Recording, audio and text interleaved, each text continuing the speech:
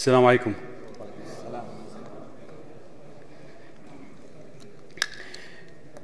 بسم الله الرحمن الرحيم. الحمد لله رب العالمين، والصلاة والسلام على سيدنا محمد وعلى آله وصحبه الطيبين الطاهرين. اللهم لا علم إلا ما علمتنا إنك أنت العليم الحكيم. اللهم علمنا ما ينفعنا وانفعنا بما علمتنا وزدنا علما ينفعنا. اللهم آمين. My name is Shahid Azzam. I'm a police officer of 17 years, and tonight we'll be talking about a very important topic that, as you can see on the screen here. And before we start, I would like to thank the East Plano Islamic Center for hosting me here tonight, for giving me this opportunity to pass on a benefit, a ilm nafi', a beneficial knowledge that I have gained over my years in the police business, serving my community all over the Dallas-Fort Worth area and East Texas and even in other states as well. The other thing before we start, I would like also to make a quick dua for those who are brothers and sisters that fell, the fallen brothers and sisters in New Zealand and all over the world, for giving the ultimate sacrifice, which caused the world nowadays to be aware and wanting to be more educated and more aware about situational awareness, in other words. Unfortunately, it had to come to this point for people to be wanting to sit here in large numbers and in high demand. But alhamdulillah, it's happening, and more people are doing and practicing their rights as American and as citizens of this land. So our topic is about the civilian response to active killer or active shooter event. What makes me qualified to speak about this topic and other topics that we teach? I've been a police officer, like I said, for about 17, almost 18 years now, and I served on the tactical team for the Dallas County colleges for over 7 years. I'm experienced in active shooting events. I'm an instructor for this topic. I teach civilians and law enforcement, and I also teach the Texas handgun license training, also private security training, and a bunch of other classes that we go around the entire state and teach. So we're pretty knowledgeable. We're owned and operated by police officers, and we do have some business cards in the back for anybody that needs more information, and also sign-up sheets for, if you have any questions about training or anything like that. So this training does not represent any police department. It does not represent any law enforcement agency or anything like that. It's based on, it's collected information and experiences that instructors put together, and we pass it on to people. Now, what happens in this situation is that this information right here is, could be dated now, but then tomorrow we might change it to something else. We might add or take out some of it. Now, why are we sitting here? The purpose of this training. The purpose of this is to inform you, every one of you, about what to expect during an active killer incident. A couple of days ago, or maybe some other time, you probably heard the term active shooter. But the purpose of every active shooting incident is to kill you and me and my parents and your kids and everybody else, right? That is the purpose. So we changed that name to active killer incident. Now, we also discussed your role and your response options to consider, and how you should consider the offenders commit their violent acts. How is it that they carry out their acts of crime and killing? The definition of an active shooter, is a person or a group of people whose sole purpose is to go out there and harm people by killing them, by shooting up the place. And they're carried out by weapons, firearms, could be by a knife, an edged weapon, could be by a truck, could be by a vehicle, could be by explosives, could be by different forms. And they don't look anything like, they don't have a profile. Like this person, oh, he looks like a killer, or he looks like a active shooter, or a would-be killer. There's no saying on that. There's no profile. Anybody can be one of these people. Anybody can carry on an attack. Doesn't matter the color, the race, the religion, doesn't matter any of that. So, on average, what is the average response time for police to show up to your location of emergency whenever there's an emergency.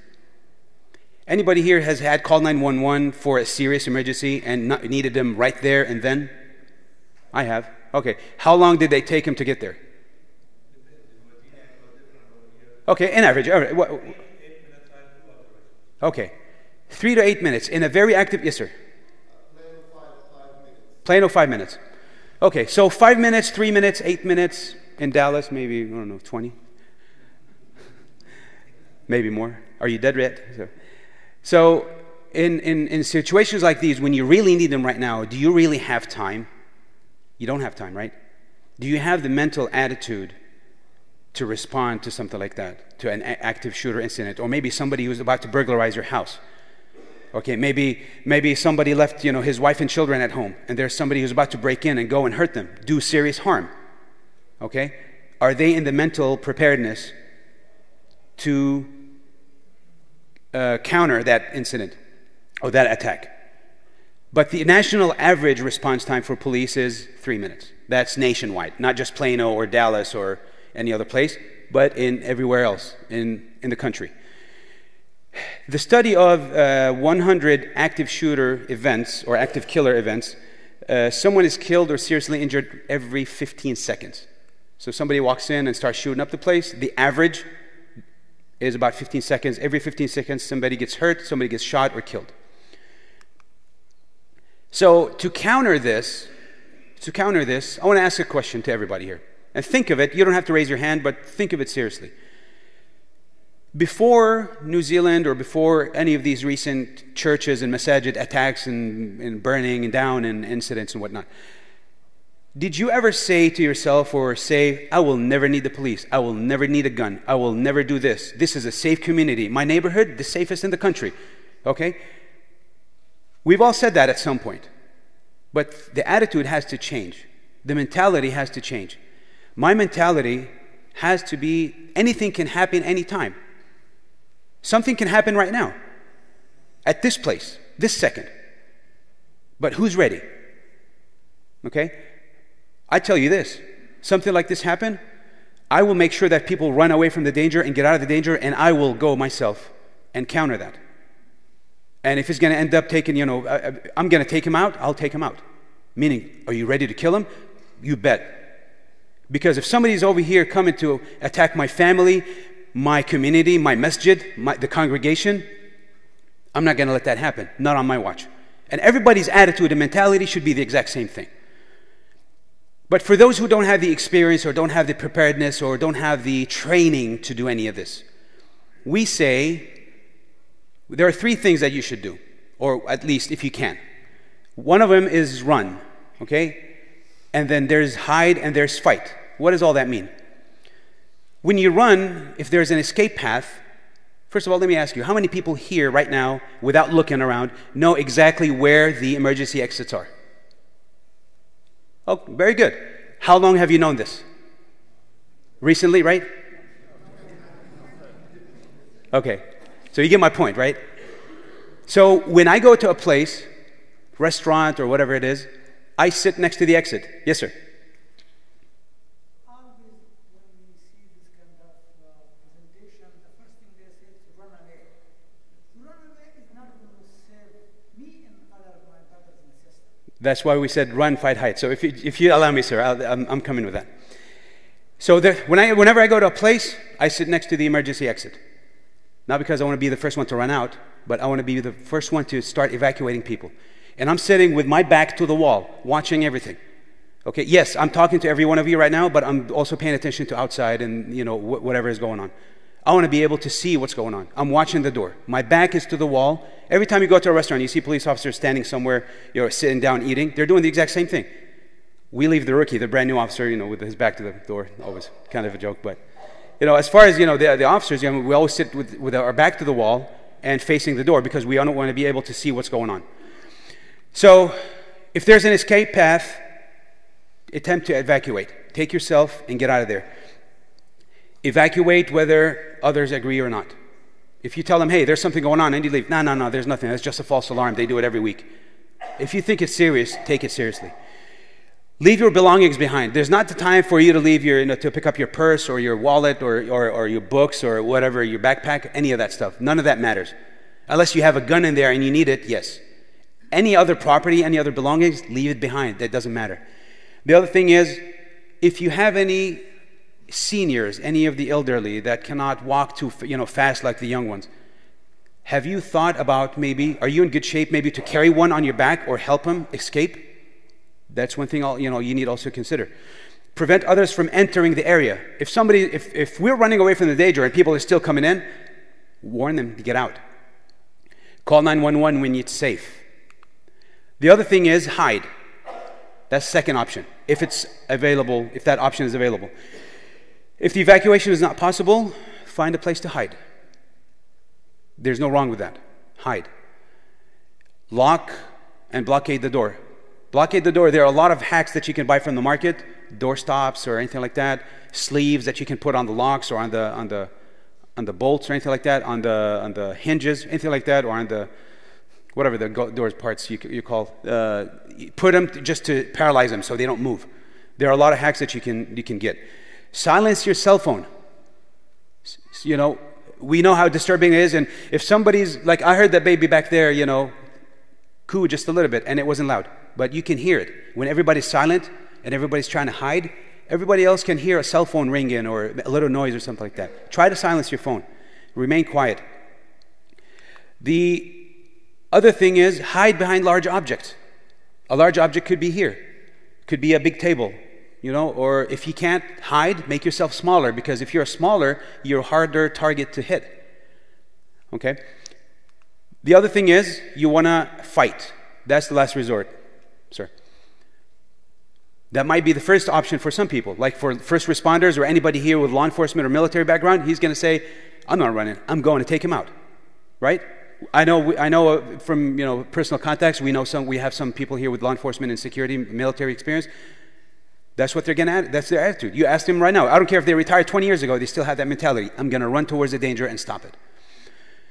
So attempt to incapacitate the shooter, that killer, that terrorist that's going to come in here, take you out, and my father and my mother and your sisters and everybody around. Take him out. Try to do as much harm to him as he was going to do to you. Act with physical aggression and improvise weapons. What can you use if you don't have a gun? Keys, right? You can use keys. You can use knives. I carry a pocket knife on me all the time. Okay? Yes. Yeah. Anything you can toss on him. The New Zealand, the guy, that terrorist, he took off because what? Somebody hit him with a credit card machine, right? It's not a weapon, but it was improvised. The other thing is, commit to your actions. I'm not just gonna, put a choke on him and then put him to sleep and then take off. No. If I'm gonna take him out, I'm gonna take him out. Make sure he doesn't get up and do it again to anybody else. Remain calm and follow instructions when you call 911. Okay? A lot of times, yes. When you call, even if you have a crash on the highway, you call 911 and you're frantic. And you say, I just got hit, I need the police right now, and the guy took off, and you started yelling, and the police said, calm down. I can't understand what you're saying. I want to be able to understand. So maintain that calmness. Try to breathe. Okay? And also avoid pointing or yelling whenever you're hiding. Okay? We had an active shooter one time, or an active shooter threat one time at one of the colleges, and when we went, of course, people were following these instructions before they even came out. They weren't aware of them, but we just, they started hiding. So when I went to one of the hiding places, I couldn't even hear anyone because they were so quiet. I opened a little room, probably about the size of this area right here, and probably had 30 to 40 people in it, hiding. You couldn't hear a sound. That's where it needs to be. Know that help for the injured is on the way. Somebody's calling the police, somebody's calling 911, emergency first responders right away. So when we show up, what is our role as law enforcement? Okay? We want to stop the killing. So we run towards the danger. We get the call. So we don't wait for SWAT. You know what SWATs do? They want to show up, secure the perimeter, negotiate with the hostages, the hostage taker. He was going to negotiate with the bad guys and then wait. Active shooter responders, like myself, we go in. We don't wait for SWAT. We go in. And I'm not saying this because it's show off, but every officer's attitude right now and mentality and preparedness is for this. We attend a lot of training about this very incident. And I've taken a lot of classes, alhamdulillah, I've learned so much of it. And every officer in the country is taking classes about active shooter, active killer incidents. So whenever something like this happens, police are running towards the danger. They're not going to wait. We are trained to go in. So I want you guys to know that. The other thing is, we want to stop the dying. Anybody here with medical background, nurses, doctors, ER doctors, anything like that? Okay, so 1, 2, 3, okay, few, all right, very good. So we're going to need you in case something happens. Why? Because you're going to have to apply your medical experience in the field. How many here knows what a tourniquet is? I know the medical guys are, okay, 1, 2, very few, okay?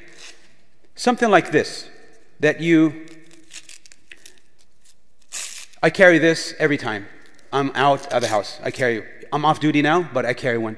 Even when I'm out with the family at the park or something like that, I got one. Because something like this, I put it on, so I can stop the bleeding.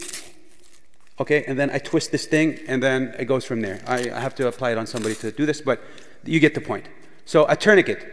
So your job would be as a medical professional is to stop the dying. As a law enforcement officer is to stop the dying, stop the bleeding. The other thing is we also can start conducting criminal investigation. Now, what do you do when you encounter police officers? Say, God forbid, there's an active shooter that just happened, and we happen to be here, and we're running out. What do we do? When the police show up, our hands are up, right? It's not time for you to be, digging in your pockets or, anything like that. Your hands are up like this, okay? So you're doing this because we all want to see the hands. The hands are the ones that kill you, right? The hands kill. That's why we say a lot of times, let me see your hands, let me see your hands. We're always yelling that command because if somebody's trying to pull a wallet out of his hand and out of his pocket and we're telling him to show his hands, our concern is, or our thought is, he's reaching for a weapon, okay? He's not reaching for a wallet because we tell him to show his hands and he's not. So always show your hands, palms forward, okay? You don't have to color them like that, just to let you know, yeah. All right, the other thing is, don't move, wait for commands. If they tell you to stop, stop. Get on the ground, get on the ground. It's nothing against you. It's because they want to separate the good guys from the bad guys, triage the threat, okay? Now, anybody here has a handgun license? 1, 2, 3, 4, 5. Why? Why just 6 or 7? Why just a handful? Why not more? Well, what? You're too small? Or you're not 21 either? Okay. Why not practice your right? Why not? Well, I wear thob and I wear hijab and I have a lihya. My name is Muhammad. Well, you know what? My name is Muhammad and I carry a gun for a living. How about that? Right? So why not practice that right? Go out there, and get that license. Be able to protect yourself. Well, I hate guns. Well, the bad guy would like that. If you say that, you're creating a safe environment for the bad guy to come in and assassinate everybody in here, and then, oh, wallahi, I just pray and nothing is going to happen. You know what? Hope is good, but it's not a weapon. I'm just being real. Hope is good, it's just not a weapon. So, get that license if you don't have it. I have cards in the back with Brother Muhsin. You can get with him. He'll give you some cards. They're on the table, and get that license. Ever since the New Zealand shooter, I've been giving classes every day, and I'm liking it. But I want more people to not because of me, but I want you to do it for you, for your community, for yourself, for your family. Okay. The other thing is always be aware of your surroundings. This is how you be prepared. Get out of that mentality where you say, well, oh brother, nothing's going to happen. This is a safe environment. Man, this is epic. Or this is whatever other masjid, or this is whatever neighborhood. Nothing ever happens here. That's wrong. Ask any police officer of that town. He'll tell you about all crazy stuff that happens. So don't say that nothing ever happens and it's safe. Nothing is safe. Okay? This is what New Zealand were thinking. It's the safest place on the planet. And that guy took advantage of that. He flew from another country for that. Don't let that happen. with you. Mentally accept that it could happen. Anytime, any given place. Man, you're freaking us out. You're scaring us. It's reality. Okay? It's reality. This is not a TV show where, you get every 5 seconds, commercial break for everything to calm down and then everything is good. No, it's not. There will be something that's going to happen sometime at some point. It's not a matter of if. It's a matter of when. Agree? Thank you. Always be prepared to fight back. So, this thing where it says here, the wolf pack mentality? Verse, if you're by yourself, you're going to be subject to, you're going to be an easier prey than if it's all of us. Okay? Like if all of us here, for example, this section, it's like 10 or 20 people together, you think 1 or 2 people are going to attack us? No way. But if you're by yourself, be looking around you. The other thing is, there's the sympathetic nervous system. Fight or flight. You hear that term, fight or flight? Usually when we're talking with somebody, like as law enforcement, I've had this real quick, story. I had this guy in handcuffs. He had gun and drugs with him. And I had him handcuffed. And he was looking like this the entire time, left and right, left and right. What is he doing now? Looking for an escape route, right? Looking for an escape route. Next thing I know, I knew what he was doing. And before I could grab him, he took off with my handcuffs on him. But I caught him. So anyway, that's one thing. So fight or flight. We're not going to be. All of us have that mentality. Do I fight or do I take off or what? According to the situation that's going on. Now, your heart rate is 60 to 80 beats per minute to over 200. Okay,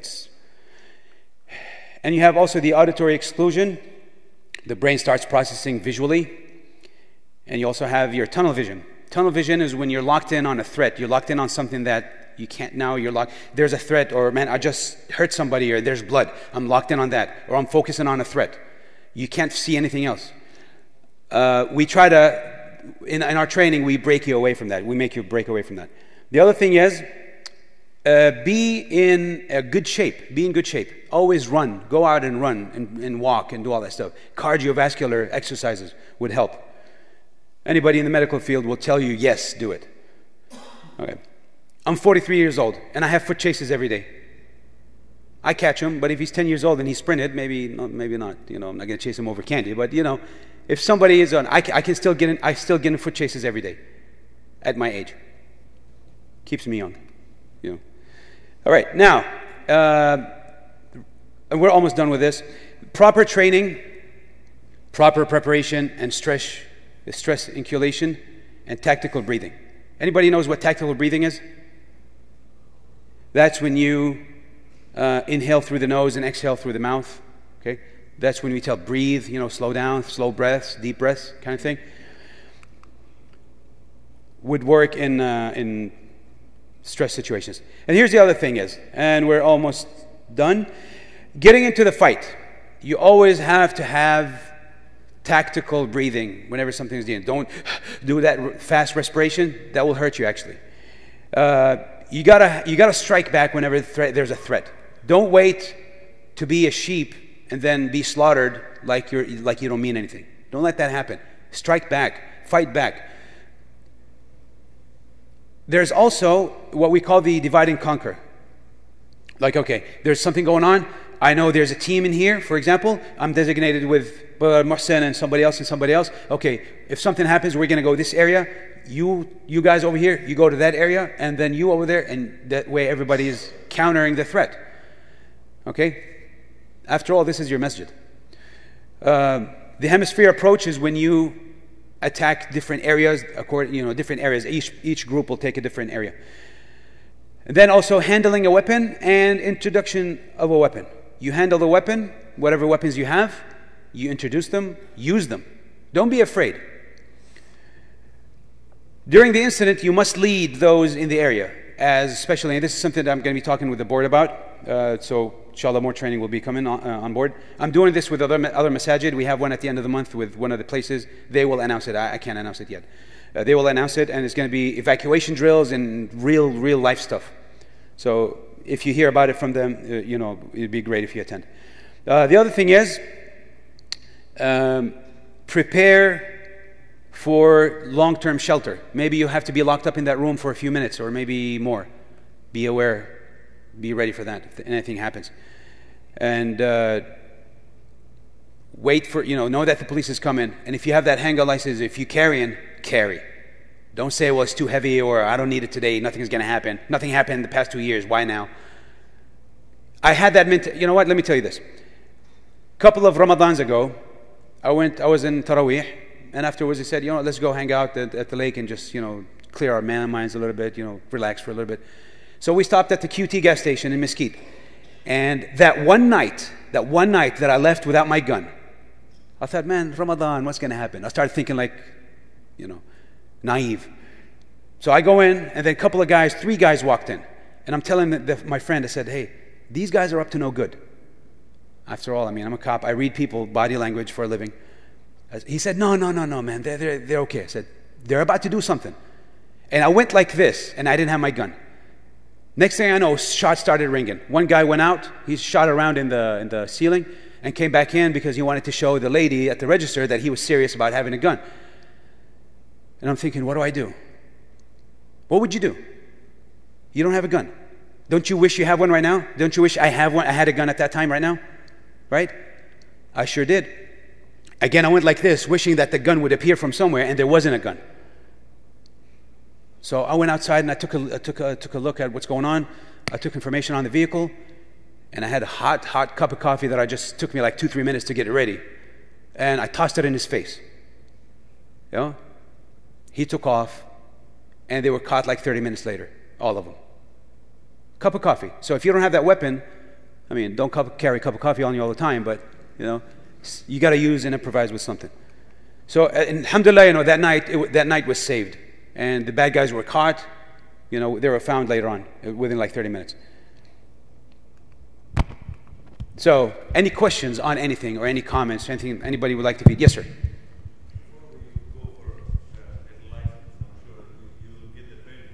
Yes, sir.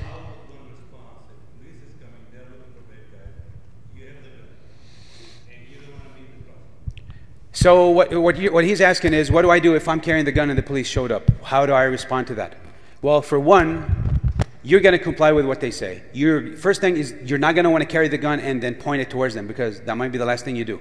Put that gun down or holster it and keep your hands up. Follow their commands. If they put you in handcuffs, fine. Once they figure out you're the good guy, they'll let you go. Okay? Yes. Go ahead and tell them, because if you don't, and especially in a hot situation like that, they don't know who you are. Yes, sir. Yes, sir. Last Ramadan, I was given the responsibility to make sure that the exit doors are not obstructed. Yes, sir. The first thing you said is run. And one of the things which I read for safety in a big gathering like this is the emergency exit should be all unobstructed. Yes.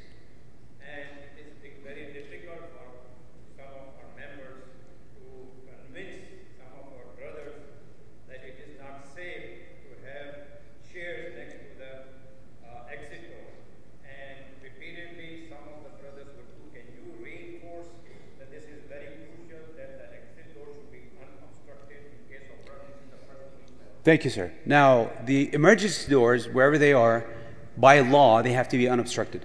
You cannot just sit there and block them. You don't do that, because if somebody gets hurt, that's going to be on you. Maybe you don't get caught, but how are you going to live with that? Because you obstructed the door and you caused that to happen. Why do that? Keep those doors need to be unobstructed. Okay? In case something happens, don't put, not you, sir, but we're talking about, let's say somebody puts like backpacks or something like that over there at the doors or anything like that. There's no need for any of that to be there. Because at the time of an emergency, people are going to start running out. You're going to have that little bottleneck. Stampede is going to happen. So, thank you for that note. Yes, sir. Anybody else? Yes, sir. You can carry anything. The size used to be 5.5 inch. Now they did away with that.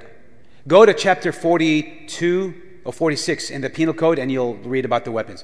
It'll tell you everything about. It'll answer everything you need to know about that.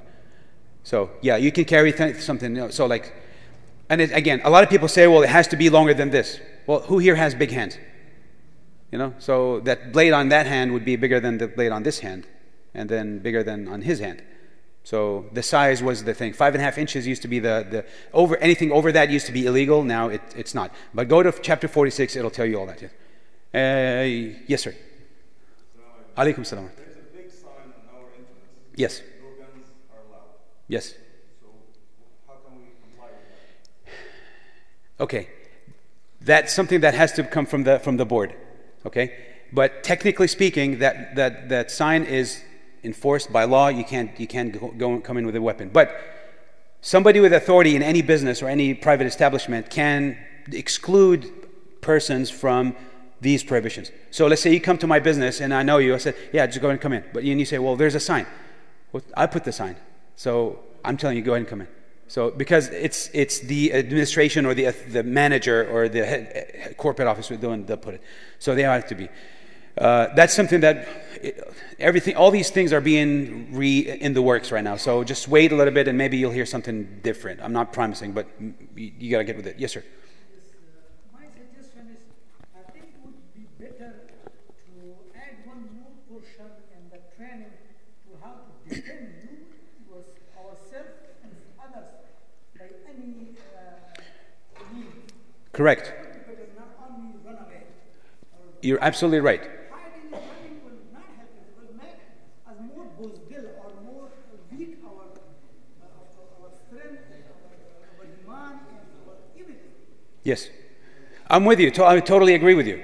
But for you, sometimes you got to work with what you have. Now, as far as that, I'm all about what you said. I'm all about training. I'm all about, hands-on stuff. I don't want to just come up here and talk about, war stories and that's it. I want to be able to get everybody involved in that training. But that's also something in the work, and I'm going to convince the certain idaras, the boards to, talk about this. So maybe it's something will be in the works, inshallah, soon. We have enough time. I'm going to just one last question, inshallah. So if we can take one last question. Choose, yes. Asif bhai, go ahead. So what's the process of obtaining the license, and who can get the license from the agency? The process for that, you got to be over 21. Okay, are you? Over 20? So you got to be over 21, and you gotta apply. You gotta go to a class. Excuse me. That class is consisted of classroom portion, like we're sitting here, and then also we go to the range after that, and we qualify. And we qualify shooting a target about. It's called a B-27. So it's a good silhouette, good man size. And you shoot it from 3 different distances. Once you're done with that, of course, you apply with it. We apply with the state, and then you go do your fingerprints. They will send you your license in the mail after your background is done. And from me, you will get a certificate saying that you passed, if you pass. Which I've never had anybody fail. Everybody passes. Not because I'm easy, but because the course is really easy. It's really good stuff. Yes, we're done? Age limit? None. No, there's no age limit. Yes, use of force. Because there are 4 different modules in the training. One of them is use of force, places where you cannot carry, self. The other thing is safety, and then how to operate a weapon. The topic the class used to be 15 hours. Now it's only 4. So take advantage of it before they put it back to 20. I don't know, maybe nowadays. Okay, sir. Okay, Jazakallah khair. So one thing, sisters, I'm sure you all have some questions as well. This was something that was put together quickly. So inshallah, we'll do another training with Officer Shahid just for sisters, geared more towards sisters, so that way you all have a chance to ask him questions directly. And this is really, really important, and we realize that, we acknowledge that, and we'll do that very soon. On behalf of the board and the community, I would like to thank Officer Shahid for taking the time. Jazakallah khair. Thank you so much. Also go outside and pick up his cards. He offers training, yes, sir. License training and whatnot. So there's outside, talk to Brother Mohsen. Grab some training cards, inshallah, and I will highly encourage you to learn more about this, inshallah. Jazakumullah khair. Assalamu alaikum. Let me see you after this. Yes, sir.